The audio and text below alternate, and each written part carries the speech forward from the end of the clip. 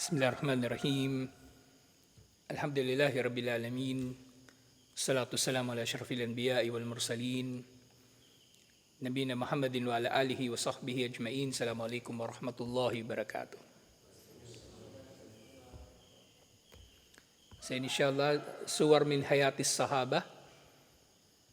Yung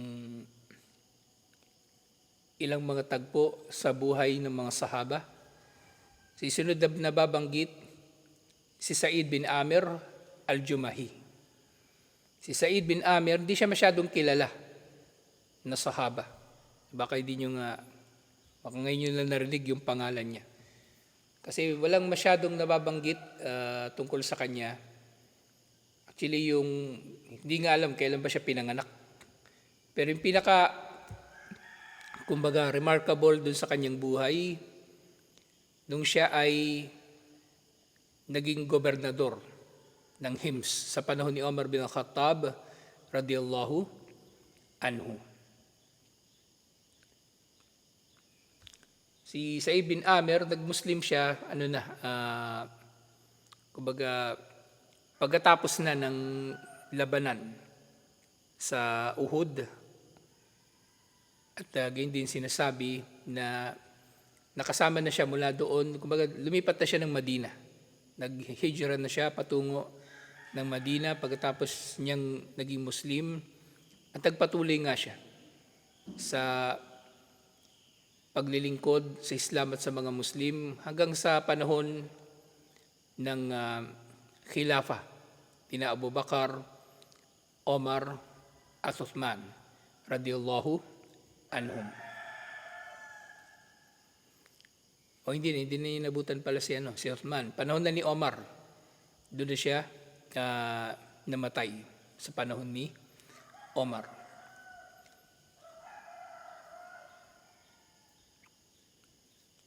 Sinababanggit tungkol sa kanya, yun nga maganda dito sa libro, walang mga petsa dito. Puro mga aral, yung matutukoy dito, inshallah. Yung ilang mga detalye, sinisingit ko lang para mas maintindihan pa natin inshallah yung kanilang mga buhay. Si Sa'id bin Amir, sinasabi ng mga historian o ng mga scholar, siya ay pinakakilala bilang rajulun ishtara al-akhirata bid-dunya wa athara Allah wa rasulahu ala sawahima. Si Sa'id bin Amir daw ang tao na binili niya ang kabilang buhay sa pamagitan ng buhay dito sa mundo. Kumbaga pinagpalit niya ang buhay dito sa mundo para sa kabilang buhay. Ang anumang pinagsumikapan niya ay pinagsumikapan niya para sa kabilang buhay. Anumang pinagsumikapan niya dito sa mundo ay para sa kabilang buhay. At mas pinili niya si Allah at si Propeta Muhammad sallallahu alaihi wasallam kaysa sa ano pa mang bagay liban pa sa kanilang dalawa. Kahit sa kanyang sarili. Inuuna niya ang paglilingkod sa Islam kahit sa kanyang sarili. Makikita natin, lalong-lalo sa panahon ng pagiging gobernador niya, napakalaki ng kanyang pagtitiis para lang matiyak na maayos ang kalagayan ng kanyang nasasakupan, inshallah. Na siya ay naging modelo na pinuno, alhamdulillah. Sige, sinasabi ka na كان الفتى سعيد بن عامر الجمهي واحدا من الآلاف المؤلفة الذين خرجوا إلى منطقة التنعيم في داخل مكة بدعوة من زعماء قريش. Sa unang nababanggit tungkol kay Sa'id bin Amir al-Jumahi, nung bata pa raw siya, kasi yung tribo niya, nandun lang sila nakatira malapit sa Makkah, sa paligid ng Makkah. Kabilang daw siya dun sa ilang libong mga tao na ipinatawag ng mga pinuno ng Quraysh. Doon sa Tan'im, malapit sa Makkah, liyashhadu masra'a Khubayb bin Adi. Upang masaksihan nila ang pagbitay o pagpatay ng Quraysh kay Khubayb bin Adi. Kasi Khubayb bin Adi, kung naalala ninyo yung uncle ni Anas bin Malik, Di ba napatay siya doon sa Be'erul Mauna. Pagkatapos ng Uhud, mayroong isang tribo ng mga Arabo nagpatawag kay Propeta Muhammad sallallahu alaihi wasallam ng mga magtuturo sa kanila. So nagpadala si Propeta Muhammad sallallahu alaihi wasallam ng 70 na mga tagapagturo sa lugar nila, pero minasaker sila. Yun yung Be'erul Mauna. Namatay doon yung uncle ni Anas bin Malik, yung natalakay natin nung nakaraan. Pero meron pang nauna doon, yung doon sa Raji, at nandito kasama si Khubayb bin Adi. Mga 5 sila doon na trinaydor din. Humiling yung isang tribo na kung pwede magpadala si Propeta Muhammad sallallahu alaihi wasallam na magtuturo doon sa lugar nila. Pero nung dumating sila doon, trinaydor sila. So normal siguro yung pupunta ka sa lugar magturo, tatraydorin ka. Kahit ngayon, normal. So pumunta sila doon para magturo, pero trinaydor sila. Yung pinuntahan nilang tribo, kasabwat pala ng Quraysh. At yung nung nandun na sila, so ginapos sila ng Quraysh. At kabilang sa, kumbaga nababanggit yung kwento niya si Khabib bin Adi o si Khubayb bin Adi, ahadi ashabi Muhammadin sallallahu alaihi wasallam ba'daan dhafiru bihi gadran. So si Khubayb bin Adi, isa sa mga kasama ni Propeta Muhammad sallallahu alaihi wasallam, nahuli nila siya matapos na sila ay linlangin ng Quraysh at nung kasabwat nito na tribo. Waqad maktahu shababuhu al-mawfur wa futawtuhu al-mutadafka min antarahim nas bil manakib. So dun sa panahon na yon, batang-bata pa si Sa'id bin Amir al-Jumahi. So hindi pa niya naiintindihan yung mga bagay-bagay. So hindi pa niya naiintindihan kung ano ba yung habag o ano ba yung galit. Basta nandun lang siya. Hatta hada shuyu'a Quraysh min amthali Abi Sufyan bin Harb wa Safwan bin Umayyah wa gayrihima mimman yatasaddaruna al-mawkib. So nandun siya, nanonood lang siya. At napasama na nga siya doon sa grupo ng mga tao na pinumumunuan ng mga pinuno ng Quraysh, sina Abu Sufyan, Safwan bin Umayyah, at iba pa. At actually, bago nila bitayin si Khubayb bin Adi, pinarada pa nila yung mga sahaba para ipahiya doon sa mga tao. Kasi nga itong pagpatay nila sa mga sahaba, pagtatraidor nila sa mga sahaba ay bilang ganti di umano nila sa pagkatalo ng Quraysh sa Badar. Kasi di ba sa Badar maraming namatay na Quraysh, mga pinuno pa nila yung namatay, eting ganti nila. Kaya matindi yung sinapit ni Khubayb bin Adi sa kanila. Waqad ataha lahu dhalika an yara asira Qurayshin mukabbalan. So dahil nandun siya, nakita niya nga yung preso, yung bihag ng Quraysh na nakagapos, bikiyudihi, na nakagapos ito sa mga kadena nito o tali nito. Waqafun nisa wasibyanu wasiban watadfa'uhu ila sahatil mauti daf'an. So habang nagpo-prosesyon sila, nagpaparada sila, yung mga kababaihan daw, mga kabataan, kahit yung mga alipid, nag-uunahan para ipagtulakan sina Khubayb bin Adi at yung kanyang mga kasama patungo sa lugar na kung saan sila bibitayin. Kumbaga pinagtutulakan sila nung mga tao. Liyantakimu min Muhammadin fi syaksihi, upang makapaghiganti daw sila kay Propeta Muhammad sallallahu alaihi wasallam sa nangyari.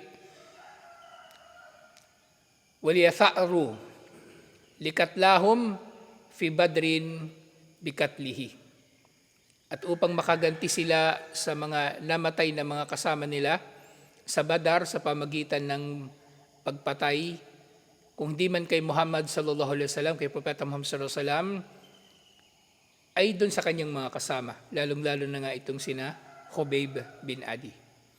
Walamma wasalat hadihil jumu al-hashida bi asiriha ilal makan al-muaddi likatlihi waqafa al-fata Sa'id bin Amir al-Jumahi bikamatihi al-mamdudati yatillu ala Khubayb. So nung yung maraming mga tao na ito na nagtutulak doon sa mga sahaba ay dumating na doon sa lugar na kung saan sila papatayin, si Sa'id bin Amir al-Jumahi, kumbaga, nagsikap siya na makita yung nangyayari. Kasi maliit pa siya noon. Nagsikap siya na makita yung nangyayari. At nakita nga niya doon nga si Khubayb bin Adi na dinala na doon sa lugar. Wa huwa yukaddamu ila khashbatis salb. At dinadala na o nilalapit na si Khubayb bin Adi doon sa kahoy na kung saan siya ipapako.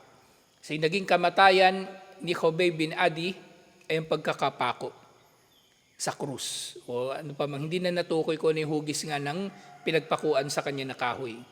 Pero ngayon pagkakapako sa krus, yung nga kaya yung mga Kristiyano, sa totoo niyan, hindi nga sila nagkakasundo. Paano bang ipinako si Jesucristo sa krus? Ipinako ba siya sa krus na ganito, yung katulad ng simbolo nila ngayon? O ipinako ba siya sa krus na letter X? O ipinako ba siya sa krus na letter T? Ipinako ba siya sa krus na letter I? Kasi iba-iba yung hugis ng krus. Iba-iba ang hugis ng krus. Meron pang ang pinapako, nakabaligtad para mas mahirapan. So yung krus, hindi yan simbolo kahit kailan ng kaligtasan. Yan ay simbolo ng pang-aapi. Yan ay simbolo ng paghahari-harian ng mga tao sa kanilang kapwa. Mula ng unang panahon, di ba, kina Yusuf alayhis salam, yung isang kasama niya sa kulungan, paano ba napatay, paano pinatawan ng parusang kamatayan? Pagkakapako. Salb din ang kanyang hatol, ang naging hatol sa kanya. So habang nandun si Sa'id bin Amir al-Jumahi, wasami asawtahu athabit al-hadi min khilali siyahin niswa o sibyani wa huwa yaqul. So doon sa kalagitnaan ng lahat ng kaguluhan na yon, narinig ni Sa'id bin Amir al-Jumahi yung boses ni Khubayb bin Adi sa kabila ng matinding sigawan ng mga babae at mga bata. Kasi nandun yung mga babae at mga bata nag-uosyoso. Siyempre maaring sinisigaw nila kung ano-ano. Minumura nila si Khubayb bin Adi o maaring sinasabi nila patayin na yan, tapusin na yan, kumbaga. Pero sa kabila nun, narinig ni Sa'id bin Amir al-Jumahi si Khubayb bin Adi. Nasabi ni Khubayb bin Adi, in syi'tum an tatrukuni arka'u rak'ataini qabla masra'i faf'alu. Sabi ni Khubayb bin Adi, kung gusto nyo, pahintulutan muna ninyo sana ako na makapagsala ng 2 raka'a bago ninyo ako bitayin. So yun yung pakiusap, yung huling hiling kumbaga ni Khubayb bin Adi. At pinagbigyan nga siya ng mga tao. Thumma nadara ilayhi wa huwa yastaqbilu al-Ka'bah. At nakita ni Sa'id bin Amir al-Jumahi si Khubayb bin Adi na humarap sa direksyon ng kibla sa Kaaba wa yusalli rak'atain at tagsala siya ng 2 raka'a.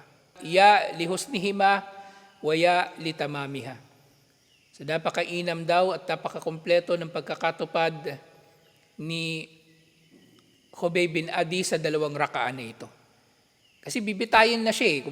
Kailangan pag-inamin niya talaga ito. Kaya nga mainam para sa sino mang nagsasala, payo ng mga scholar, ang sino mang nagsasala, isipin niya na ang kanyang ginagawang sala ay sala ng namamaalam. Sala ng mamamatay na. Sala ng tao na nalalaman niya na pagkatapos niya magsala, mamamatay na siya. Nang sa gayon, naayusin niya ang pagkakatupad sa kanyang sala. Kasi kung iniisip mo palagi, okay lang naman madaliin ko to, mahalaga makaraos kasi pwede naman bumawi sa ibang sala. Hindi magandang mindset yun. Paano kung wala ka nang pagkakataon na makabawi?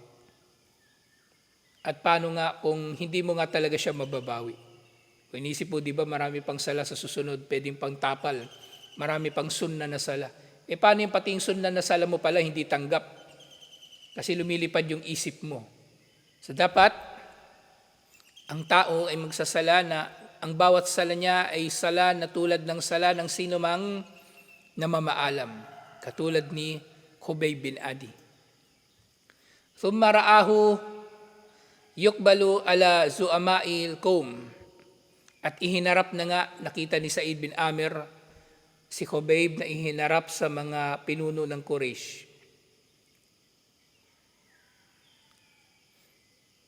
At sabi niya, Wallahi laula an tadunnu anni ataltu salata jazaan minal maut lastakthartu minas sala.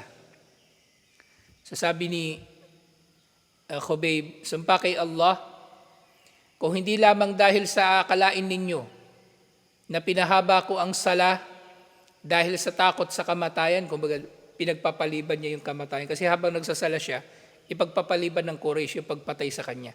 Kung hindi lamang niya kinatatakutan na iisipin ng Quraysh na gano'n ang kanyang ginagawa, pinahaba sana niya ang kanyang sala. Pero ginawa niya lang ito ng katamtamang haba, alhamdulillah. Thumma shahida qawmahu bi aynay ra'sihi wa hum yumattilun bi Khubayb hayyan fayaktauna min jasadihi al-kit'ata talwal kit'ati. So nangyari daw, nasaksihan niya yung kanyang mga kasama, si Sa'id bin Amir al-Jumahi, sa pamagitan ng kanyang sariling mga mata, nabuhay pa raw si Khubayb bin Adi, hinihiwa na siya ng mga tao.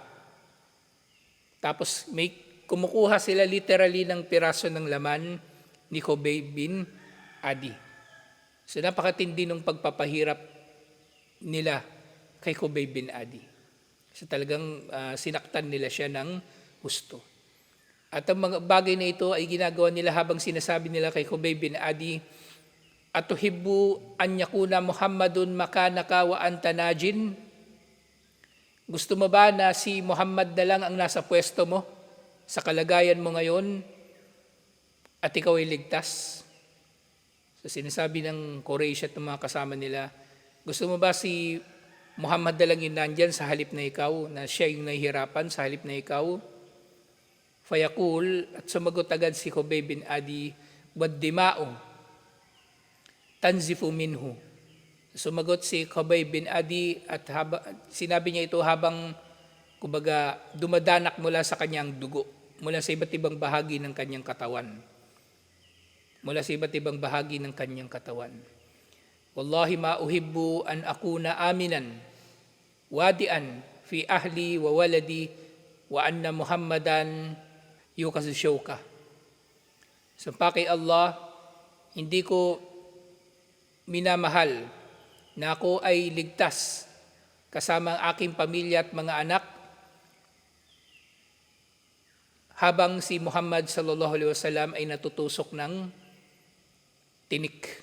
So kahit tinik ayaw niya na mapipinsala nito si Propeta Muhammad sallallahu alaihi wasallam, so paano pang gugustuhin niya na si Propeta Muhammad sallallahu alaihi wasallam na lang ang nasa kalagayan niya.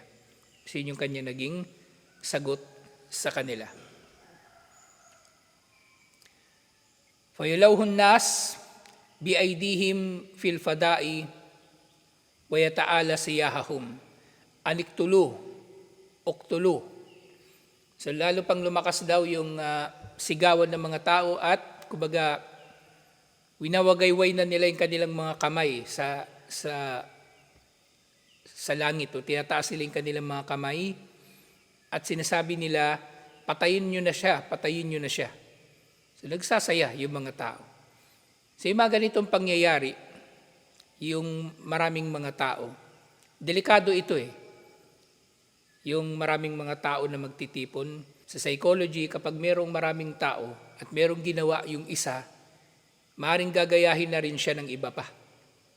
Kaya nga sa mga rally, di ba? Sa mga rally, nagrarally yung mga tao. Gusto nila doon, kausapin lang naman yung gobyerno eh.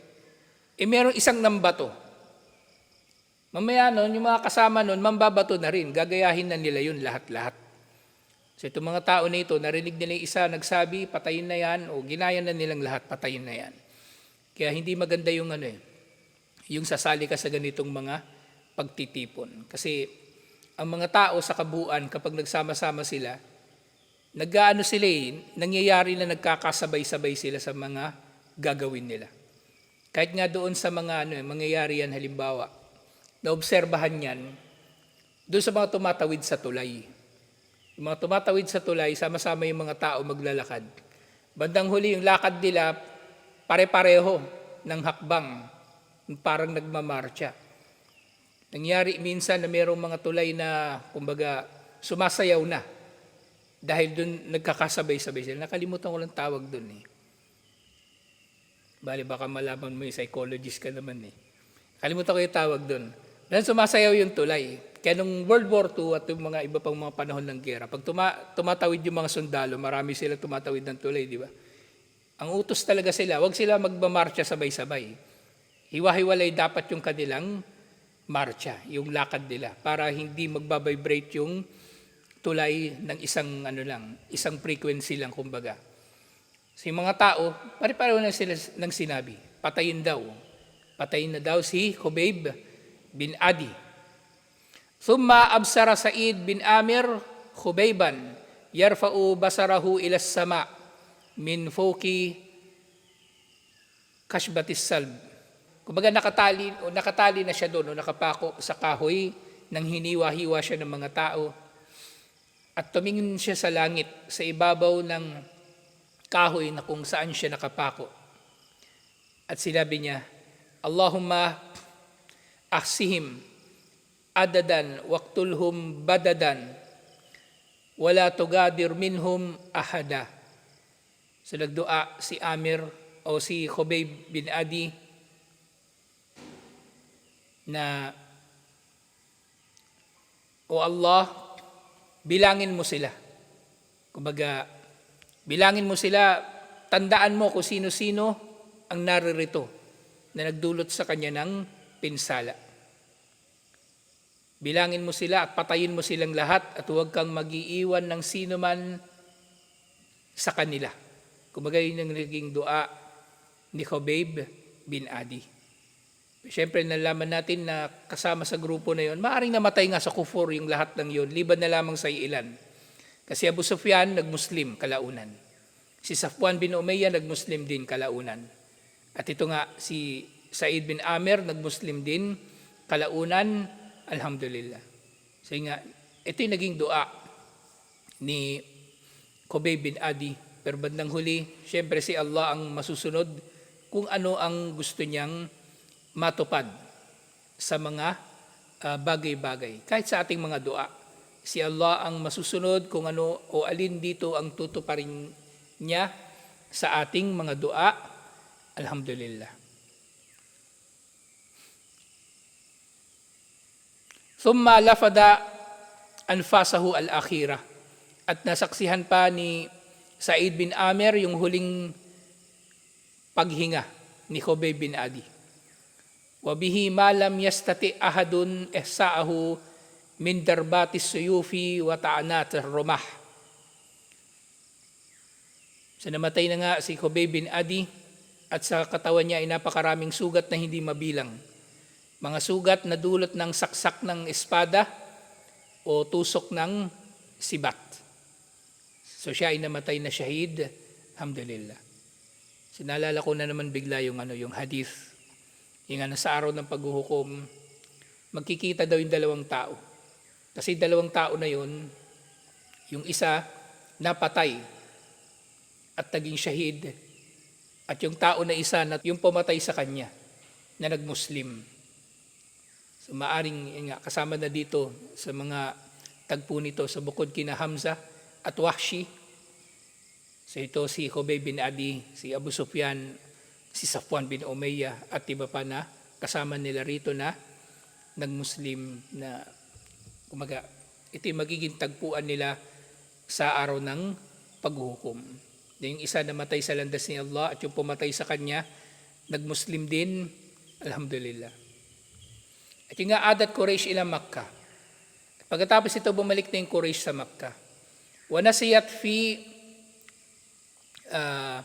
zahmatil ahdath al-hisami Khubayban wa masra'ahu. Nang bumalik na yung Quraysh sa Makkah, nakalimutan na nila ang tungkol kay Khubayb at ang pagpatay nila sa kanya. Lakin al-fata al-yafi Sa'id bin Amir al-Jumahi lam yagib Khubaybu an khatirihi. Lam yagib Khubaybun an khatirihi lahdatan. Pero si Sa'id bin Amir al-Jumahi, bata pa siya noon, hindi siya nakalimot. Hindi niya nakalimutan si Khubayb bin Adi kahit kailan sa kanyang buhay. Hanggang sa pagtanda niya, kumbaga na-trauma na siya doon sa nangyari kay Khubayb bin Adi. Hindi niya nakalimutan. Kumbaga, palagi niyang naalala yung nangyari kay Khubayb bin Adi, na nga kahit doon sa panahon na siya ay naging gobernador na ng Hims, sa panahon ni Omar bin Khattab radiyallahu anhu, naalala niya yung pagkamatay ni Khubayb bin Adi. At tuwing nang naalala niya ito, sa sobrang tindi ng epekto nito sa kanya, hinihimatay siya. Hinihimatay siya sa sobrang trauma. At itong pagkahimatay niya ay actually kabilang doon sa mga inirereklamo ng mga tao sa kanya, tungkol sa kanya. Pumunta pa yung mga tao kay Omar bin Khattab radiyallahu anhu, nireklamo nila si Sa'id bin Amir na nagpapabaya sa trabaho. Nang tinanong sila, paano siya nagpapabaya? Marami silang bilanggit At kabilang doon, na may mga panahon daw na bigla na lang siyang mawawalan ng malay. At matagal siyang mawawalan ng malay. Hindi na niya nagagawa yung trabaho niya. At paniliwanag ni Sa'id bin Amir na ito ang dahilan. Na tuwing naalala niya si Khubayb bin Adi, nawawalan siya ng malay. Kana yarahu fi hulmihi idha nama. So kahit daw sa panaginip niya, nakikita niya kung ano ang nangyari kay Khubayb bin Adi. Wa yarahu bi khayalihi wa huwa mustaykid. At nakikita niya pa rin si Khubayb bin Adi sa kanyang pananaw, kahit siya ay gising. Kahit gising siya, naaninag niya si Khubayb bin Adi. Wa yamthalu amamahu wa huwa yusalli rak'ataini wa huwa yusalli rak'atayhi al-hadilataini mutmainnataini amama khashbatis salb. Nakikita niya kumbaga si Khubayb bin Adi na nagsasala rin malapit doon sa pako na kung saan siya ipinako o sa kahoy. Nakikita niya si Khubayb bin Adi na nagsasala ng 2 rak'a malapit doon sa kahoy na kung saan siya ipapako. Wa yasma'u rabina sawtahi fi odanihi wa huwa yad'u ala Quraysh. At naririnig niya pa rin ang tinig ni Khubayb bin Adi sa kanyang 2 tainga habang nananalangin si Khubayb bin Adi laban sa Quraysh. Fayaksya an tas'aquhu sa'ikatan. At kinatatakutan niya na darating nga sa kanya ang isang kumbaga kidlat na tatama sa kanya. Na kumbaga kinatatakutan niya na madadamay siya doon sa dua ni Khubayb bin Adi kahit Muslim na siya.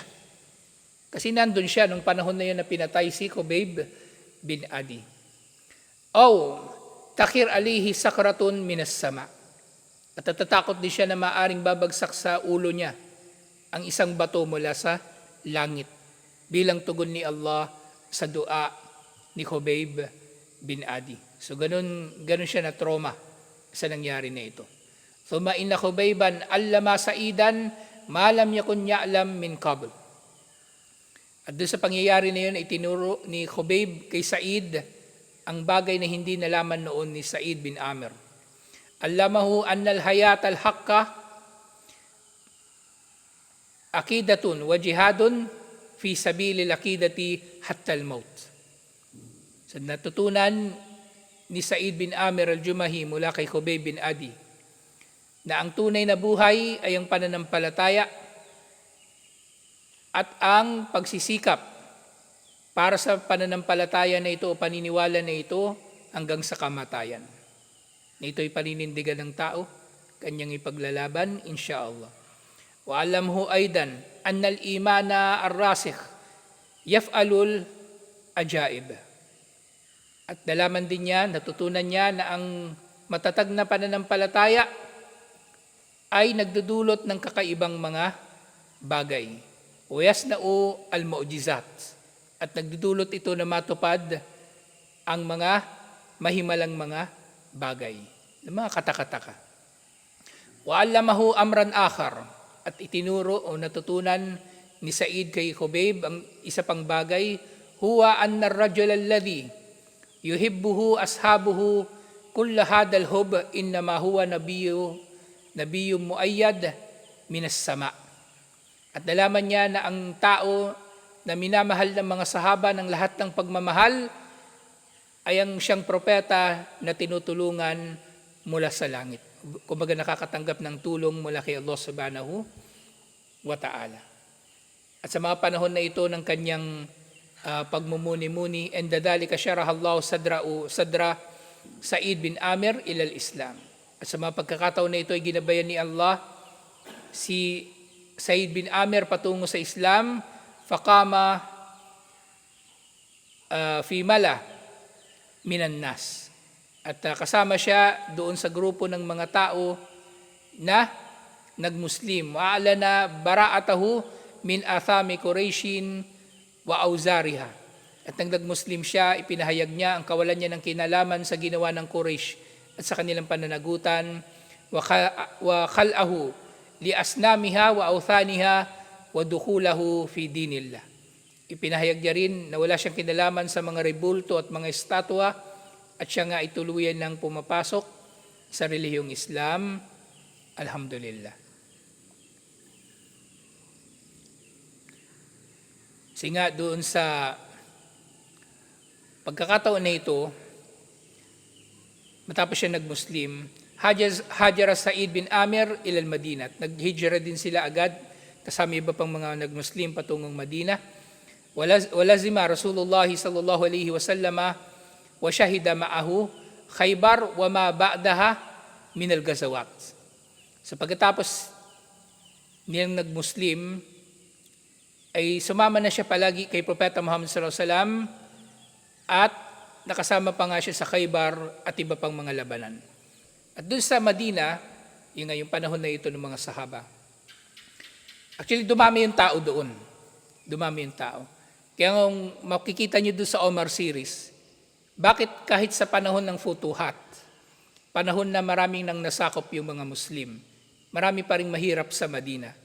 Kasi kumbaga nagpuntahan kasi mga tao sa Madina at hindi pa rin kayang sustentuhan ng pera ng kabangbayan ng Madina yung mga Muslim, kahit sa pagkain nila, sobrang dami ng tao. Sa sobrang dami ng tao. Parang Metro Manila. Kumbaga nagsiksikan na yung mga tao doon. So kabilang doon si Said bin Amir sa mga lumikas nga patungong Madina. Pero maaga na silang lumikas. Alhamdulillah. Walamma intaqala an-Nabiy al-Karim ila jiwari rabbihi wa huwa radin anhu dalla min ba'dihi al-latif al-maslulan fi aidi kalifayhi Abi Bakar wa Umar. Siya panghuli ngayong araw inshallah. Nang namatay na si Propeta Muhammad sallallahu alaihi wasallam, nanatili siya sa paglilingkod sa Islam sa ilalim ng khilafa ni Abu Bakar at Umar. Wa asya mathalan faridan faddan lil mu'mini alladhi ishtara al-akhirata bid-dunya.